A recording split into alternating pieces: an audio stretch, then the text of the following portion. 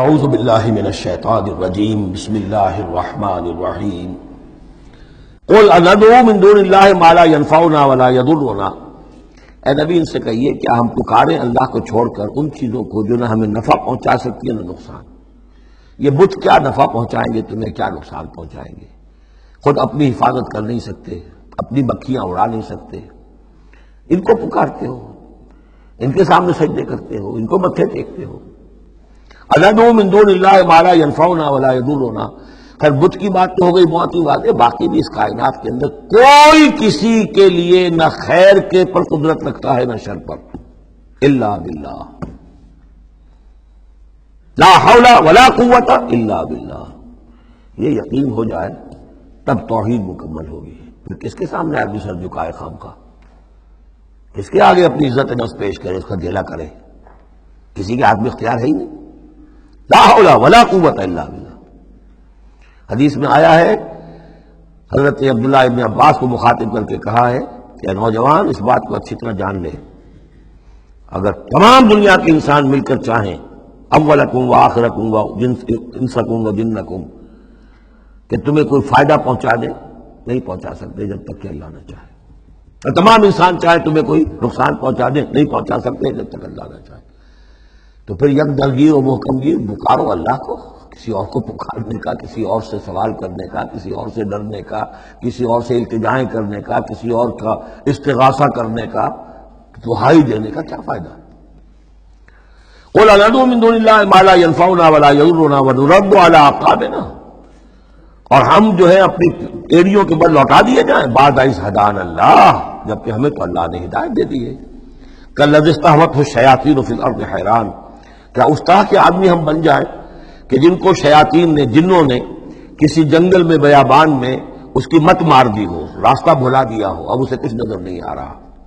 لہو اصحاب یدعونہ الی الہدی ائتنا، ہے اس کے ساتھی جو اس کو پکار رہے ہیں کہ آؤ ہماری طرف، ہدایت کی طرف آؤ، ہمارے پاس آؤ۔ قل ان ھدی اللہ ھو الھدی، یہ نقشہ کھینچ دیا گیا ہے جماعتی زندگی کی کتنی برکت ہے۔ آپ اکیلے ہو، کہیں بھٹک گئے ہو، تو پھر یہ کہ آپ کے لیے سیدھے راستے پر آنا بہت مشکل ہو جائے گا۔ جماعتی زندگی ہے، ساتھی ہیں، جس کو کہا ہے سورہ توبہ میں کونوا مع الصادقین، معیت اختیار کرو، رہو ساتھ سچوں کے۔ کسی وقت ہوتا ہے انسان کو کوئی ایسی آزمائش پیش آ گئی ہے، اس کا دماغ چکرا گیا ہے، گھوم گیا ہے، نہیں سمجھ میں آ رہا، راستہ نہیں نکل رہا، مشکل بڑی آ گئی ہے، ایک طرف حرام ہے لیکن یہ ہے کہ دباؤ کو بہت پڑ رہا ہے، گھر والوں کا پڑ رہا ہے، بچوں کا پڑ رہا ہے، بیوی کا پڑ رہا ہے، راستہ غلط ہے۔ اس میں یہ ہے کہ ایسے وقت میں بسا اوقات پھر اگر رفقا ہیں، ساتھی ہیں، آپ کے کامریڈز ہیں، آپ کے کولیگز ہیں، اس کے ساتھ وہ پکارتے ہیں، ساتھ ہاتھ جو ہے آپ کا تھام کر آپ کو سہارا دیتے ہیں۔ قل ان ھدی اللہ ھو الھدی، یقیناً ہدایت کہہ دیجئے اللہ ہی کی ہدایت اصل ہدایت ہے۔ وَأُمِرْنَا لِنُسْلِمَ لِرَبِّ الْعَالَمِينَ، اور ہمیں تو حکم یہ ہوا ہے کہ ہم تمام جہانوں کے پروردگار کی تابع داری اختیار کریں اور فرما برداری اختیار کریں۔ وَنَقِيمُ الصَّلَاةَ وَاتَّقُوهُ، اور یہ کہ نماز قائم کرو اور اس کا اللہ کا تقوی اختیار کرو۔ وَهُوَ الَّذِي إِلَيْهِ تُحْشَرُونَ، اور وہی ہے جس کی طرف کہ تمہیں جمع کر دیا جائے گا۔ وَهُوَ الَّذِي خَلَقَ السَّمَاوَاتِ وَالْأَرْضَ بِالْحَقِّ، اور وہی ہے جس نے آسمان اور زمین بنائے ہیں حق کے ساتھ۔ یہاں حق کے کیا معنی ہے؟ ود پرپس، یہ بیکار نہیں ہے۔ ربنا ما خلقت ھذا باطلا، اے رب ہمارے تو نے یہ سب باطل نہیں بنایا، بیکار نہیں بنایا، بے مقصد نہیں بنایا۔ سورہ آل عمران کی آخری رکوع کی جو دعا ہے، بلکہ باطل کے مقابلے میں کیا حق۔ وَهُوَ الَّذِي خَلَقَ السَّمَاوَاتِ وَالْأَرْضَ بِالْحَقِّ وَيَوْمَ يَقُولُ كُن فَيَكُونُ، اور جس دن وہ کہے گا ہو جا، وہ ہو جائے گا۔ کیا ہو جائے گا؟ جب وہ چاہے گا اس کائنات کو لپیٹ بھی دے گا، اسی نے بنایا ہے حق کے ساتھ، اور اس کو اسی کے حکم سے لپٹ جائے گی۔ آگے چل کر آئے گا یوم نطوی السماء کطی السجل للکتب، جس دن کہ ہم تمام خلاؤں کو اور فضاؤں کو اور آسمانوں کو، ان سب کو ایسے لپیٹ دیں گے جیسے کہ تم کتابوں کا طومار لپیٹ لیتے ہو۔ والسماوات مطویات بیمینہ، تمام یہ خلا اور سما یہ سب اللہ کے داہنے ہاتھ میں لپٹے ہوئے ہوں گے۔ قولہ الحق، اس کا فرمانا ہی حق ہے۔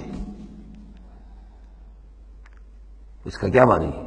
صرف اس کا کہہ دینا کن، بس، اس سے کسی اور شے کی ضرورت نہیں ہے، کوئی ذریعہ، کوئی میٹر، کوئی انرجی، کچھ نہیں۔